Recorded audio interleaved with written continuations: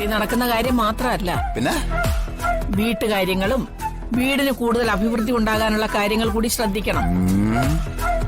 അതിനുവേണ്ടിയാ ഞാൻ ഈ രാപകലില്ലാതെ കഷ്ടപ്പെടുന്നത്. അതിന് നിന്റെ സപ്പോർട്ട് കൂടി എനിക്ക് വേണം. എങ്ങനെയും ജഗനെയും വന്ദനയും തമ്മിൽ വേർപിരിക്കണം. ആ കോടീശ്വരന്റെ മകളെ കൊണ്ട് അവനെ വിവാഹം കഴിപ്പിക്കണം. അത് എന്റെ വാശി മാത്രമല്ല, ദൃഢപ്രതിജ്ഞയും കൂടിയാ. എന്റെ ചേച്ചി, ഞാനിതൊന്നും മറന്നിട്ടില്ല. പക്ഷെ ജഗൻ സഹകരിക്കുന്നില്ലല്ലോ. അവനിപ്പോഴും വന്ദനയെ കൂടുതൽ പ്രേമിച്ചുകൊണ്ടിരിക്കുകയല്ലേ? പ്രേമം മൊണ്ണാങ്കട്ട. എടാ, അവരെ തമ്മിൽ അകറ്റാനല്ലേ പ്രകാശിനെ കുരുക്കിയിരിക്കുന്നത്. എന്നിട്ട് പുരോഗതിയൊന്നും ഇല്ലല്ലോടാ. അതെ ചേച്ചി, ഈ പ്രകാശും വന്ദന ഇപ്പൊ ഒരുമിച്ചല്ലല്ലോ താമസം. പ്രകാശിനിപ്പോ വേറെ വീട് വെച്ച് മാറിയില്ലേ? അതുകൊണ്ട് അതെ, വന്ദനയുടെ കാര്യങ്ങളിൽ ഇടപെടാൻ കുറച്ച് പരിമിതികളൊക്കെ ഉണ്ടെന്നാ പ്രകാശം പറയുന്നത്. കുറച്ച് സാവകാശം കൂടി വേണമെന്നും അവൻ ആവശ്യപ്പെട്ടിട്ടുണ്ട്. സാവകാശം? എടാ, അവനെ വിശ്വസിക്കാൻ കൊള്ളില്ലെന്ന് അന്ന് ഞാൻ പറഞ്ഞല്ലേ. നിന്റെ ഏതൊരു ചൂണ്ടയില് പ്രകാശം കൊളുത്തിയിരിക്കുന്നല്ലേ പറഞ്ഞത്. എന്നിട്ടെന്താ, ആ കൊളുത്തിന്ന് അവനങ്ങ് വിട്ടോ? അതെ, വിട്ടിട്ടൊന്നുമില്ല ചേച്ചി. എന്നായാലും ഞാൻ പറയുന്ന അവൻ അനുസരിച്ചേ പറ്റൂ. വന്ദനയും ജയനയും തമ്മിൽ അവൻ തെറ്റിച്ചിരിക്കും, എനിക്കുറപ്പാ. അഥവാ പ്രകാശനെ കൊണ്ട് നീ അത് സാധിച്ചില്ലെങ്കിൽ വന്ദനയെ കൊല്ലാൻ വേണ്ട കരുക്കൾ നീക്കണം. പുരയ്ക്കുമേൽ ചാഞ്ഞ അതേ നിവർത്തിയുള്ളൂ. നമുക്ക് രാഷ്ട്രീയക്കാരായാൽ മാത്രം പോരാ, വൻ തോക്കുകളായ ബിസിനസ്സുകാരുമായി ഡീലുണ്ടാക്കണം. ഉയർന്ന നിലയിലുള്ള വ്യവസായികളാകണം. ഒരിടത്ത് രാഷ്ട്രീയവും മറ്റൊരിടത്ത് ബിസിനസ്സും. രാജകീയമായി തന്നെ ജീവിക്കണം.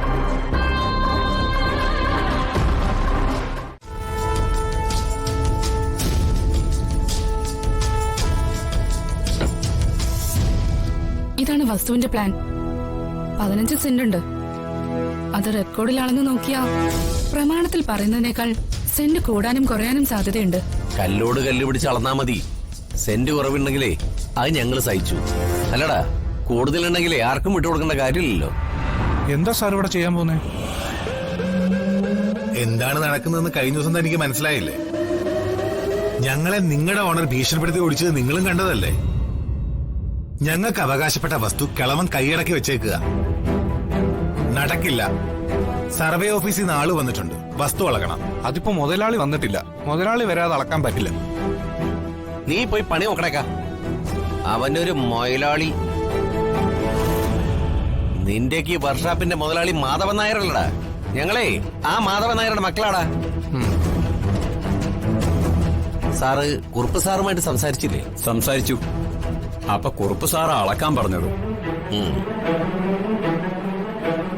ഞങ്ങള് സർക്കാരിൽ നിന്നാ ശല്യം ചെയ്താലേ ജോലി തടസ്സപ്പെടുത്തിയതിന് കേസാവും. അതുകൊണ്ട് അനിയൻ ജോലി തടസ്സപ്പെടുത്താതെ അങ്ങോട്ട് മാറിയെങ്കിൽ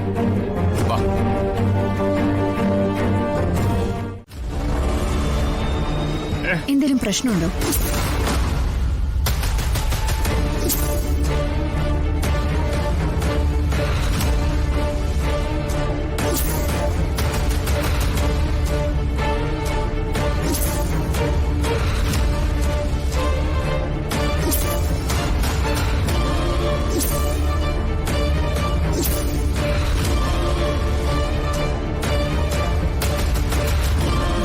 കുലദ്രോഹികളും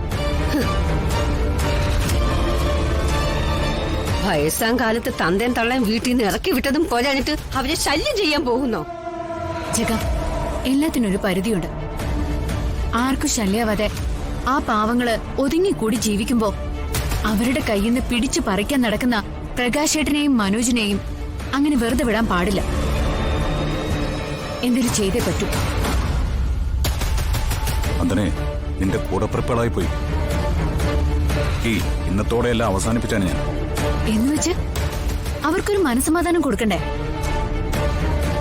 ഇന്ന് അളവുകാരെ കൊണ്ടുവന്നെങ്കിൽ നാളെ ഗുണ്ടകളെ കൊണ്ടുവരും. അച്ഛനും അമ്മയും തല്ല. അച്ഛന്റെ പേരിലുള്ള വസ്തുവില അവന്മാരുടെ നോട്ടം. അതൊരിക്കലും വിട്ടുകൊടുക്കില്ല. അതിനു വേണ്ടി വെച്ച വെള്ളവേ അവരങ്ങ് ഇറക്കി വെച്ചാ മതി. ഒരു പിടി മണ്ണ് ഞാൻ കൊടുക്കില്ല. സ്വത്തോ പണമോ എന്ത് വേണമെങ്കിലും കൊണ്ടുപോയിക്കോട്ടെ. എന്റെ അച്ഛനും അമ്മയ്ക്കും കുറച്ച് മനസമാധാനം കൊടുത്താൽ മതിയായിരുന്നു. വിനുവേട്ടൻ പൊയ്ക്കോ. എന്ത് ചെയ്യാൻ പറ്റുമെന്ന് ഞാനൊന്ന് ആലോചിക്കട്ടെ. വിനു, അമ്മയും അച്ഛനെയും തിരക്കിയെന്ന് പറയണം. പേടിക്കണ്ട, വസന്ത ഇവിടെ ഉണ്ടെന്നും പറഞ്ഞേക്കും.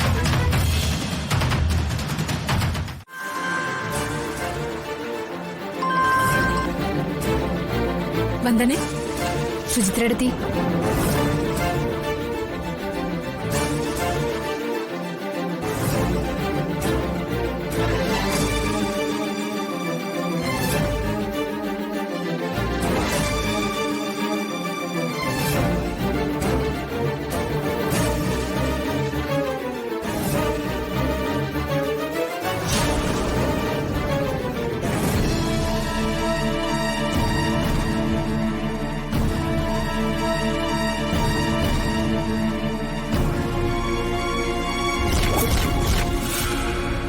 വന്ദനെ, വീട്ടിൽ വെച്ച് വേണ്ട.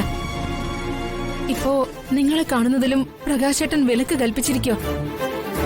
അതുകൊണ്ട് പുറത്തെവിടെങ്കിലും വെച്ച് കാണാം. ഹൈവേയിലുള്ള പെട്രോൾ പമ്പിന്റെ അടുത്തേക്ക് വരാം. ശരി.